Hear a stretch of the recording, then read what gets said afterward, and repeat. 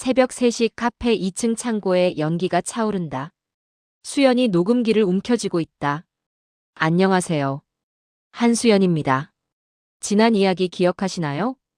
정나영을 만나고 그날 밤 저는 협박 전화를 받았습니다. 그만두세요. 죽고 싶지 않으면. 하지만 저는 멈출 수 없었습니다.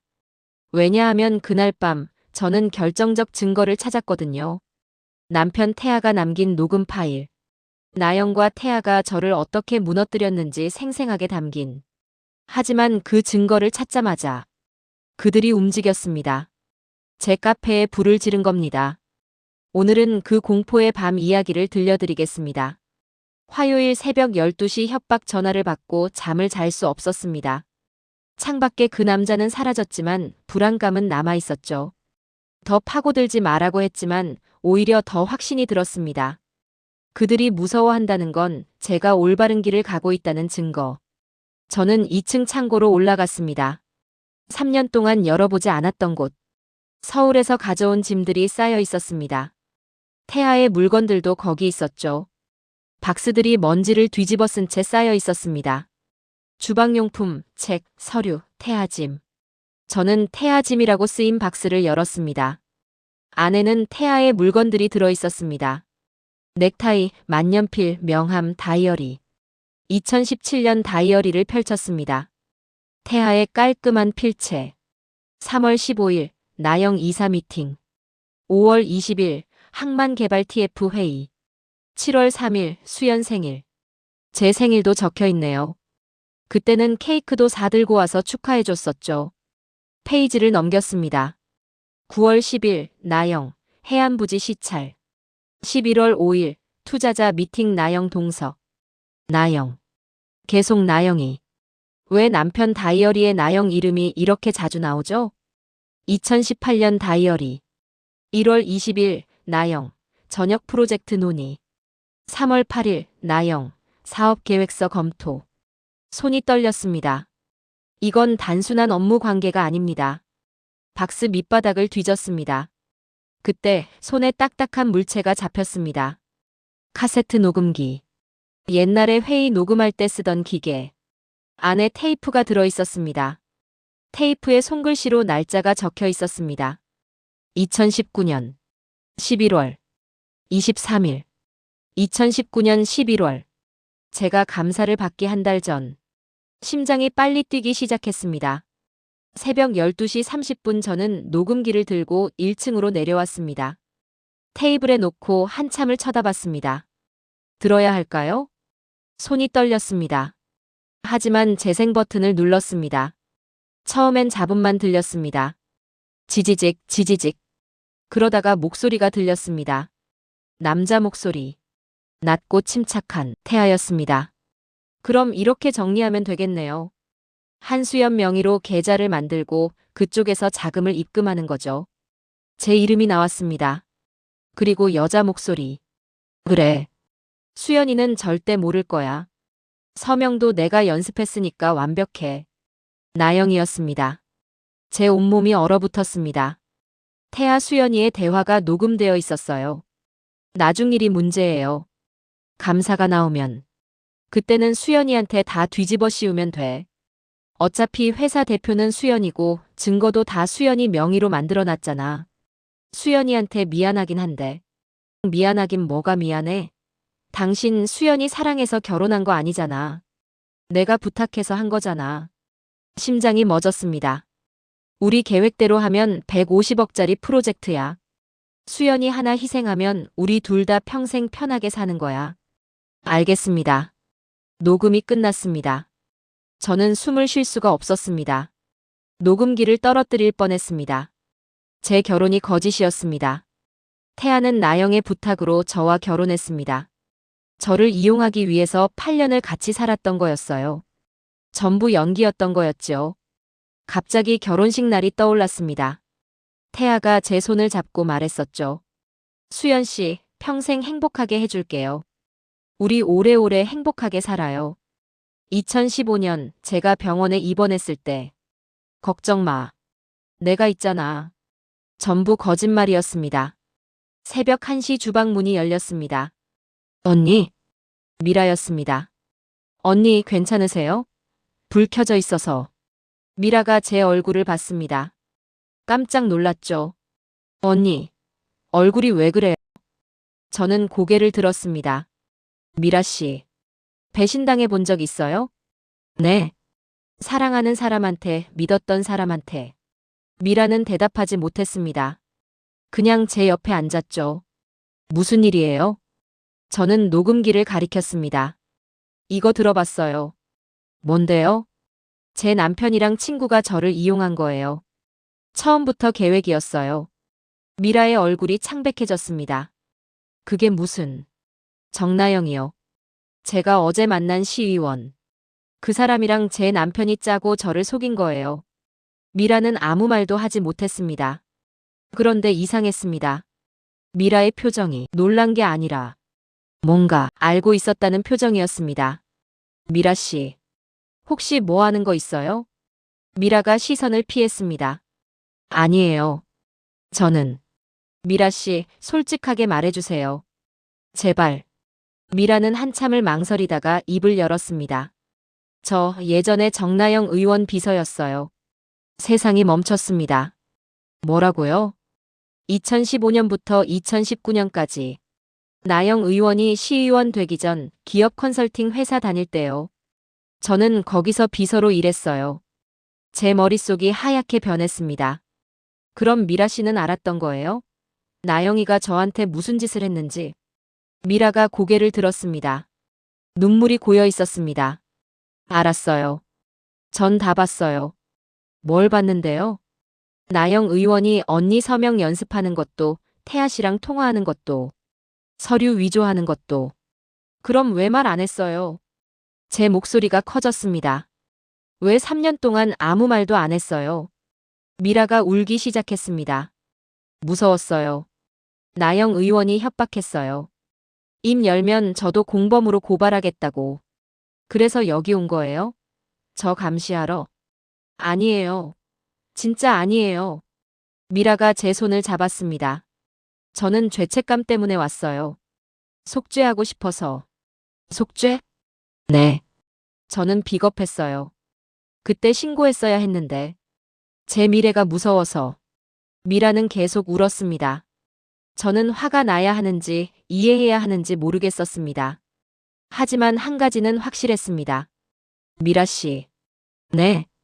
증거 있어요? 나영이 뭘 했는지 증명할 수 있는 거? 미라가 고개를 끄덕였습니다. 있어요. 뭐예요? 노트요. 나영 의원 회계 노트.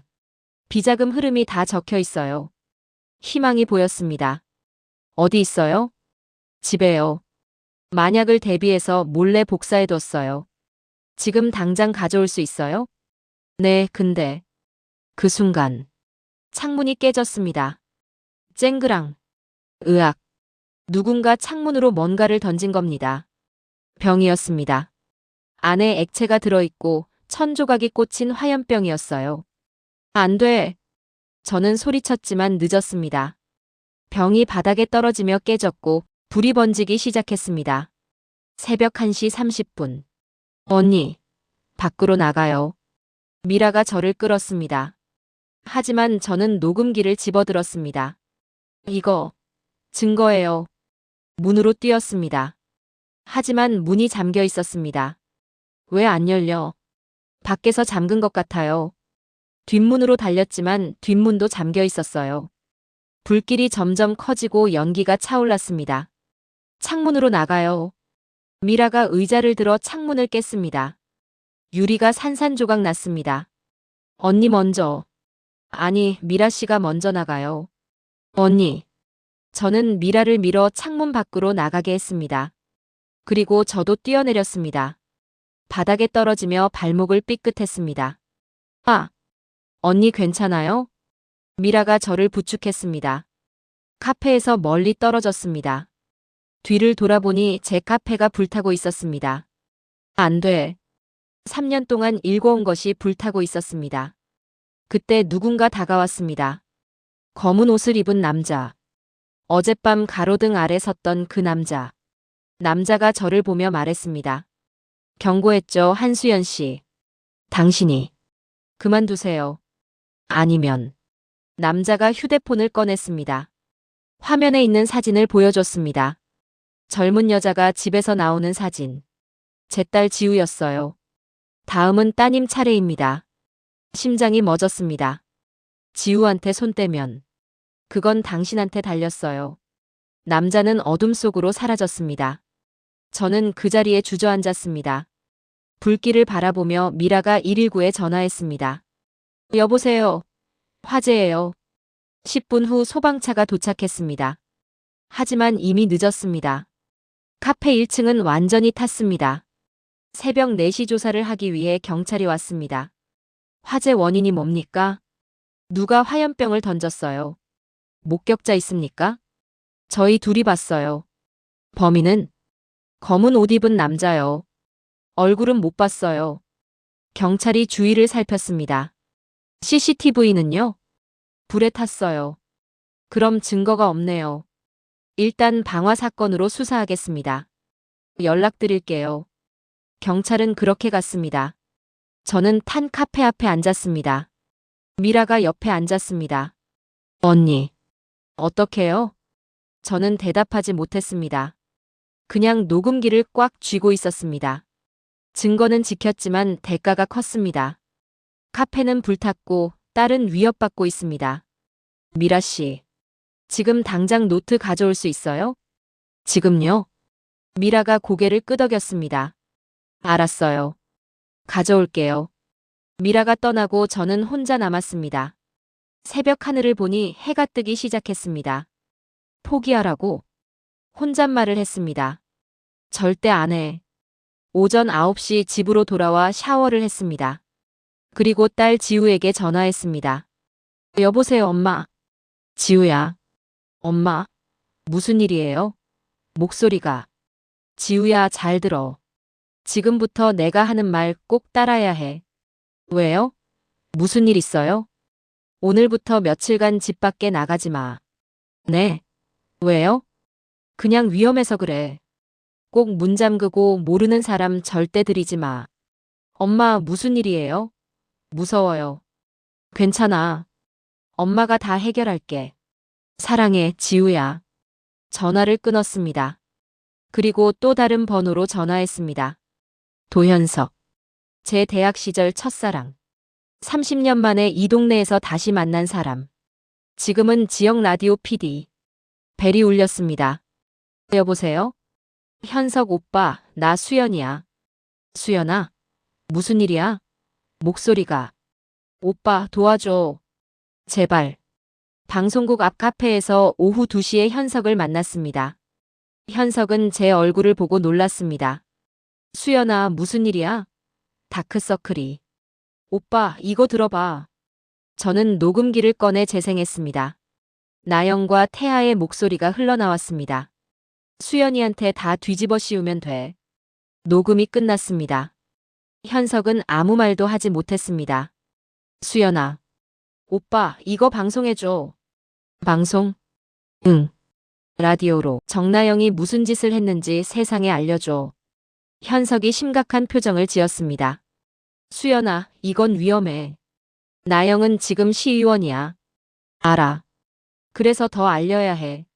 하지만 오빠, 제발. 이거 아니면 방법이 없어. 현석이 한참 저를 봤습니다. 그리고 고개를 끄덕였습니다. 알았어.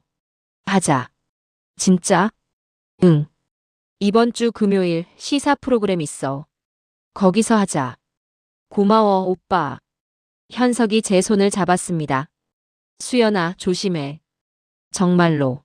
알아. 그날 밤 10시 미라에게 노트를 가져왔는지 확인하려고 전화를 걸었습니다. 받지 않아 다시 걸었습니다. 여전히 받지 않았습니다. 이상했습니다. 미라 집으로 가서 문을 두드렸습니다. 미라 씨, 계세요? 대답이 없었습니다. 문을 열어보니 잠겨있지 않았습니다. 안으로 들어갔습니다. 미라 씨? 집은 텅 비어 있었습니다. 하지만 이상했습니다. 식탁에 저녁이 반쯤 남아 있었습니다. TV는 켜져 있고 가방은 소파에 있었습니다. 급하게 나간 겁니다. 바닥을 봤습니다. 화면이 깨진 채로 핸드폰이 떨어져 있었습니다. 그리고 그 옆에 혈은. 안 돼. 즉시 경찰에 신고했습니다. 여보세요. 실종 신고요. 밤 12시 경찰 조사가 끝나고 집에 돌아왔을 때 휴대폰으로 문자가 왔습니다. 모르는 번호. 동영상 파일이 첨부되어 있었습니다. 열어보니 화면에 미라가 나왔습니다. 의자에 묶여 있었습니다. 입에는 테이프가 붙어 있었습니다. 누군가 미라를 납치한 겁니다. 동영상이 계속됐습니다. 남자 목소리가 들렸습니다. 한수연 씨, 보고 계시죠? 카메라가 미라에게로 이동했습니다. 남자의 손에는 칼을 들고 있었습니다. 48시간 드립니다. 칼이 미라의 목에 닿았습니다. 금요일 방송 취소하세요. 안 그러면. 칼이 미라의 뺨을 스쳤습니다. 피가 흘렀습니다. 미라가 비명을 지르려 했지만 테이프 때문에 소리가 안 났습니다. 윤미라 씨는 죽습니다. 동영상이 끝났습니다. 저는 휴대폰을 떨어뜨렸습니다. 무릎이 꺾였습니다. 안 돼. 미라. 그때 또 문자가 왔습니다. 선택하세요. 방송이냐, 윤미라의 목숨이냐. 휴대폰 화면에 카운트다운이 시작되었습니다. 47시간 59분 58초. 57초. 다음. 3편 예고. 숨겨진 레시피 노트. 수연은 선택의 기로에 섭니다. 방송을 포기할 것인가, 미라를 포기할 것인가. 하지만 그때 뜻밖의 장소에서 단서를 발견합니다. 불탄 카페 잔해 속에서 나온 방화범의 라이터. 그리고 그 라이터에 새겨진 이니셜.